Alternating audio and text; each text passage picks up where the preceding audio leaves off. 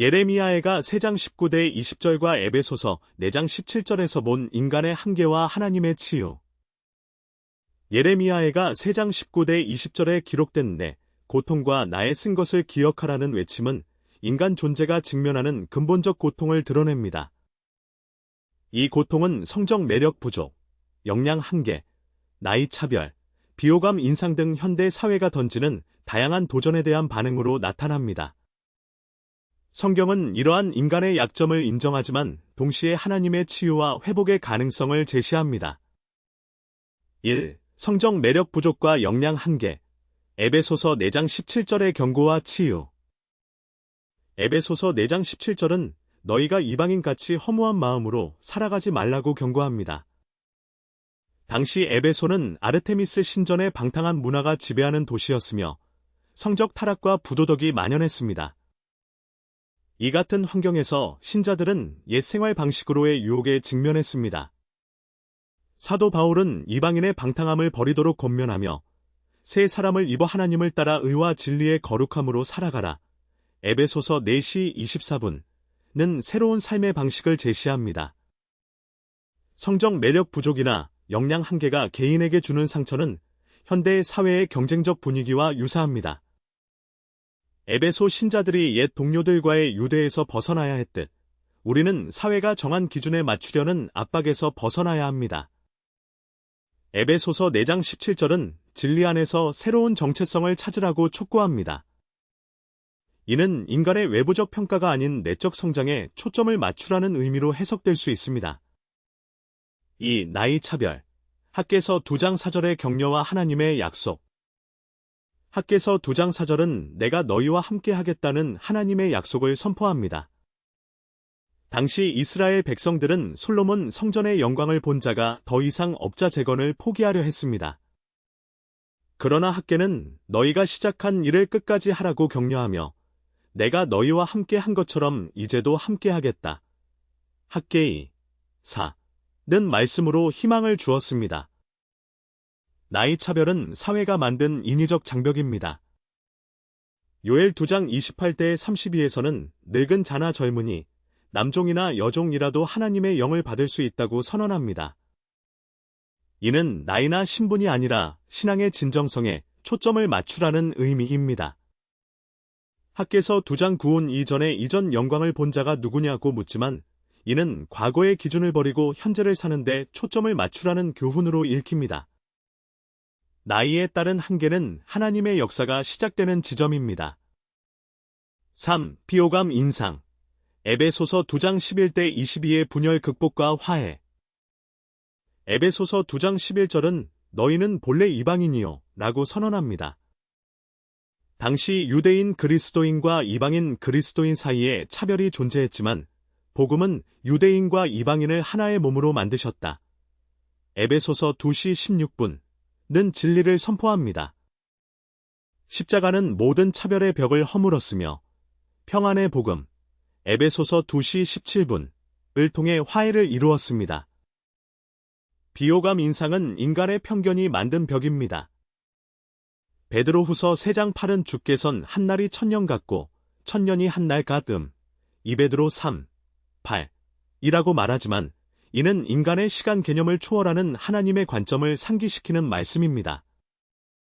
에베소서 2장 14대 15은 분쟁을 멸하시고 한 평화, 에베소서 2시 15분을 이루셨다고 선언합니다. 이는 인간의 평가가 아닌 그리스도의 평화 안에서 정체성을 찾으라고 권면합니다. 4. 인간의 한계를 넘어서는 하나님의 역사.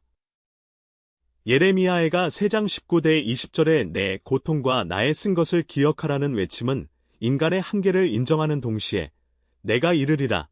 예레미야애가 3시 22분는 하나님의 약속을 기대합니다. 5. 사회적 편견과 영적 전쟁. 베드로후서 3장 8절의 시간 개념 재해석. 베드로후서 3장 8절은 주께는 하루가 천년 같고 천년이 하루 같다고 선언합니다. 이 시간 개념은 인간이 만든 연령차별의 기준을 무너뜨리는 신학적 토대를 제공합니다.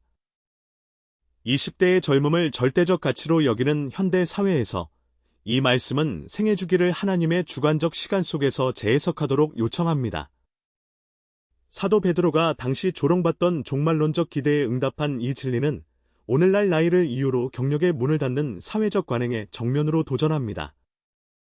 에베소서 2장 14절에 그가 우리의 화평이 되사라는 선언은 외모에 기반한 차별 구조를 해체합니다. 초대교회가 유대인과 이방인의 율법적 장벽을 넘어선 것처럼 현대교회는 미적 기준으로 인한 인간 분열을 치유해야 합니다.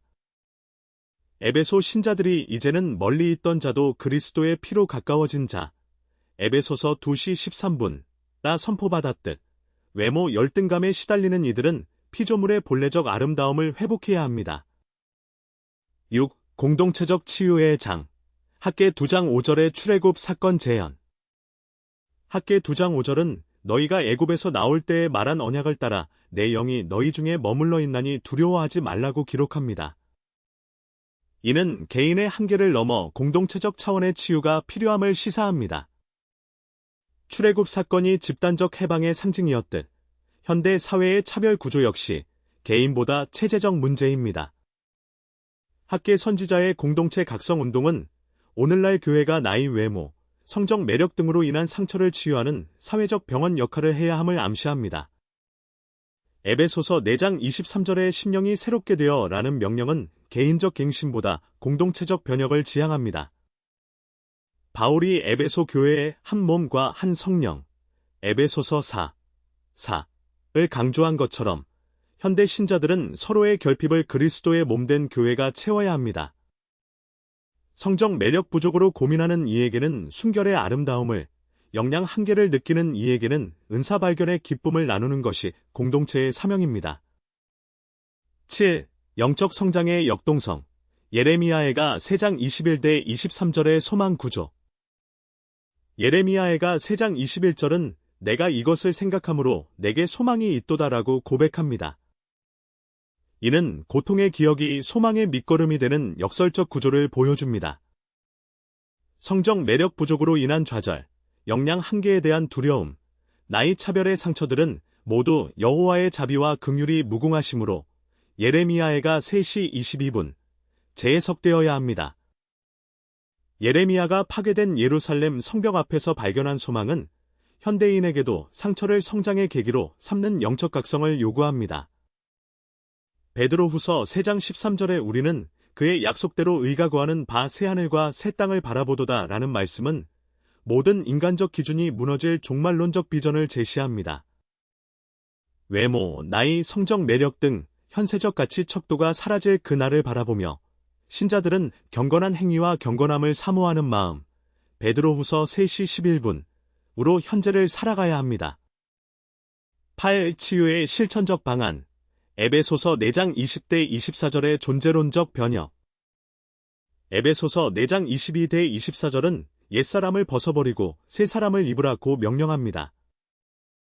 이 변혁은 단순한 도덕적 개선이 아니라 하나님을 따라 의와 진리의 거룩함으로 지으심을 받은 에베소서 4시 24분 존재론적 재창조입니다.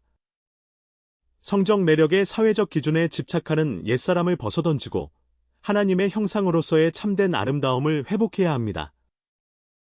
역량 한계를 탄식하는 이들은 각각 그 은사를 따라 에베소서 4:7 주신 분량을 발견하는 과정에서 자유를 얻습니다. 학개 2장 7절에 내가 열방의 모든 보배를 오게 하리라는 예언은 인간적 결핍이 하나님의 영광을 드러내는 통로가 됨을 암시합니다.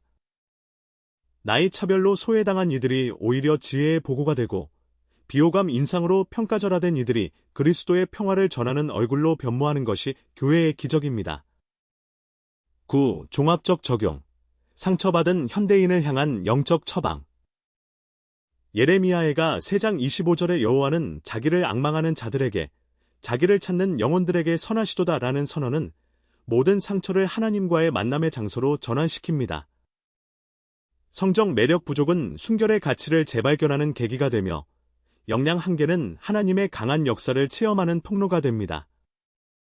나이 차별은 인간의 시간을 초월하시는 분을 신뢰하는 훈련장이며 비호감 인상은 외모가 아닌 인격의 아름다움을 가꾸는 동기가 됩니다.